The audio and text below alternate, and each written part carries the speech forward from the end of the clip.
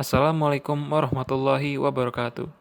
Kami dari kelompok 4 akan menjelaskan materi Avertebrata air tentang Rotifera yang beranggotakan saya sendiri, R. Alvan Davaris Nugroho, lalu Marcelino Binsar S, dan Elvira Febrianti. Klasifikasi dari Rotifera, kingdomnya Animalia, filumnya Rotifera, kelasnya Aschelmintes, subkelasnya Rotaria, ordonya Rotaria, familinya Brachionidae, subfamilinya Brachioninae, genusnya Brachionus, dan spesiesnya Brachionus plicatilis. Definisi Rotifera. Rotifera merupakan kelompok organisme avertebrata akuatik yang berukuran tubuh mikroskopik. Rotifera dapat dikenali melalui adanya benang-benang siliata pada bagian koronanya, yang terlihat berputar seperti roda.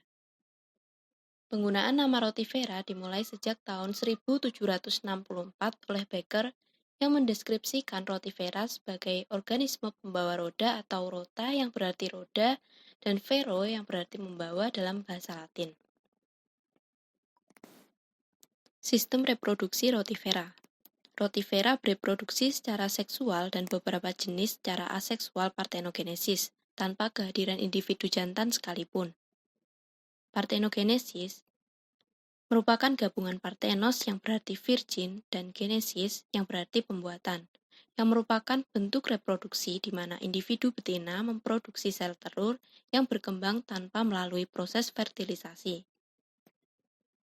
Rotifera merupakan organisme dimorfisme seksual, di mana individu betina lebih besar daripada individu jantan. Rotifera kelas Deloidea bereproduksi secara partenogenesis. Rotifera kelas Monogononta dapat mengubah reproduksi aseksual menjadi seksual dengan memproduksi individu-individu jantan hingga memungkinkan terjadinya reproduksi seksual yang akan memproduksi telur-telur dorman. Telur dorman merupakan telur yang dibuahi dan menghasilkan telur yang besar dengan kulit tebal. Sistem reproduksi betina. Organ pada sistem reproduksi betina terdiri dari sebuah ovarium dan kelenjar vitelium pembentuk struktur sinsitial tunggal yang terletak menghadap saluran telur dan kloaka. Ovarium dan kloaka dihubungkan oleh saluran oviduk atau tuba falopi. Setiap nukleus pada ovarium akan menjadi sebuah telur.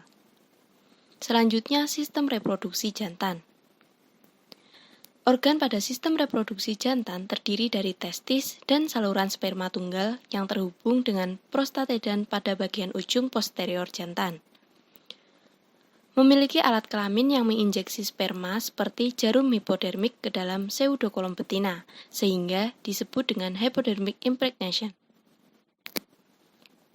Nama saya Marcelino Binsar Silaban dengan NIM 195 080 100 111014. Yang berikutnya kita akan membahas sistem pencernaan pada Rotifera. Sistem pencernaan pada Rotifera meliputi beberapa organ tubuhnya, antara lain mulut, mastaks, esofagus, faring, perut, dan anus. Rotifera memiliki sistem pencernaan dengan mulut anterior dan anus posterior, yang mana mulut berada di bagian depan dan anus di bagian belakang. Mulut Rotifera terletak pada bagian ventral yang di sekelilingnya terdapat korona. Jadi di sekeliling mulut Rotifera ini terdapat korona. Daerah di sekitar mulut Rotifera tergolong dalam jenis filter feeder, yang menyebabkan makanan mereka berupa partikel organik yang kecil dan halus. Filter feeder ini sama dengan sistem penyaringan, semacam sistem penyaringan. Proses pencernaan Rotifera dimulai dari mulut dan dibantu oleh aliran dan arus air. Jadi makanan yang masuk ke dalam mulut Rotifera terbantu oleh dorongan air yang masuk juga.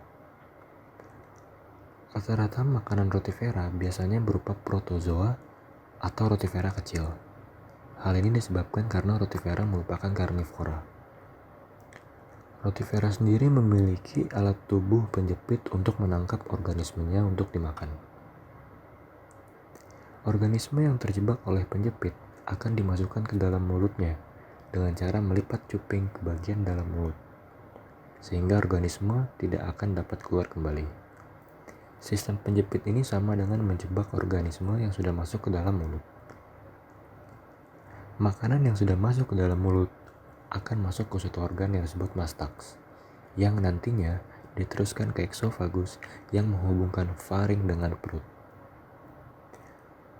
Makanan yang sudah diproses dan tidak dapat dicerna akan dibuang melalui suatu organ yang bernama kloaka. Yang berikutnya kita akan membahas tentang lingkungan hidup dari rotifera. Penyebaran rotifera ini sangatlah luas, hampir terdapat di semua wilayah perairan. Rotifera ini juga biasanya ditemukan di perairan air tawar, dan hanya sedikit spesies yang hidup di perairan pantai, sekitar 30 hingga 60 spesies. Kemudian ada beberapa spesies rotifera yang dapat kita temukan di rawa-rawa yang memiliki hamparan dedaunan yang cukup basah. Meskipun demikian, rotifera tetap dapat hidup di telaga, sungai, maupun danau. Nama saya Raden Alfanda Faris Nugroho dengan NIM 195080100111024. Ya, selanjutnya kita akan membahas mengenai anatomi dan morfologi dari rotifera. Anatomi dari rotifera. Rotifera memiliki bentuk simetri bilateral dan berbagai bentuk yang berbeda. Bentuk simetri bilateral ini yang dimaksud adalah memiliki simetri cermin. Atau jika tubuh hewan ini dibagi menjadi dua secara vertikal, akan membentuk bidang simetri, yang berarti tubuh bagian kiri dan kanan bentuknya sama. Tubuh rotifer dibagi ke dalam batang, kepala, dan kaki, dan biasanya berbentuk agak silindris. Fitur yang paling khas dari rotifera adalah adanya struktur bersilia yang disebut korona, yang berada di bagian kepala. Dalam spesies yang lebih primitif, bagian tubuh ini berbentuk cincin sederhana dari silia sekitar mulut, seperti sebuah bulu mata membentang di atas belakang kepala. Pada sebagian besar rotifer, telah berkembang menjadi sebuah struktur yang lebih kompleks. Lalu morfologi dari rotifera. Brachionus adalah contoh genus dari rotifera.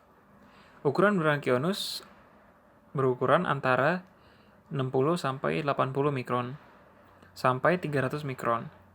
Tubuh Brachionus terdiri dari sekitar 1000 sel. Lalu, pada epidermis mengandung lapisan padat, yaitu protein keratin yang disebut lorika. Bentuk lorika dan penampakan spina atau tulang punggung serta ornamen yang ada membedakan antar spesies. Tubuh Brachionus dibedakan menjadi 3 bagian, yaitu kepala, tubuh, dan kaki. Bagian kepala terdapat organ untuk berputar atau korona, yang disebut cilia annular dan memiliki nama asli rotatoria.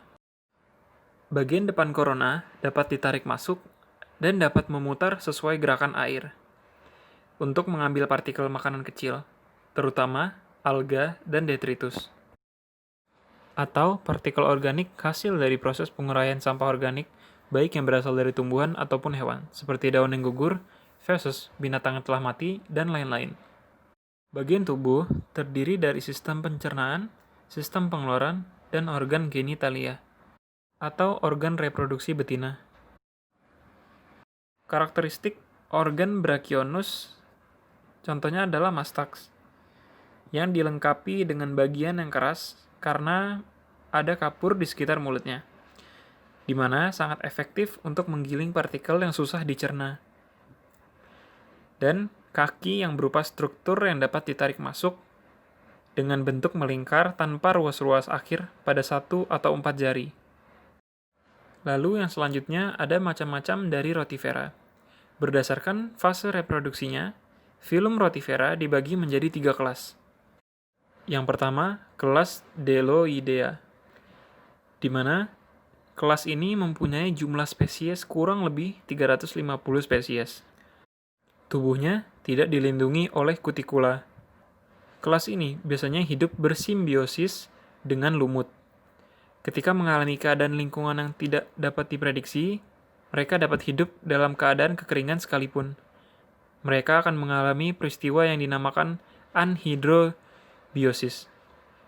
Anhidrobiosis merupakan keadaan dormansi yang disebabkan oleh kurangnya air pada habitat yang mereka tinggali. Semua anggotanya bersifat partenogenetik atau sebuah bentuk reproduksi aseksual di mana betina memproduksi sel telur yang berkembang tanpa melalui proses fertilisasi. Jadi mereka hanya mempunyai satu betina yang bereproduksi secara aseksual untuk menghasilkan lebih banyak keturunan betina. Telurnya tidak dapat dibuahi oleh sel sperma. Ketika telurnya dewasa, semuanya akan menjadi betina. Contohnya yaitu Modina roseola dan Rotifer neptunis. Lalu yang kedua ada kelas Monogonata. Kelas ini mempunyai spesies yang paling banyak, sekitar 1.500 spesies.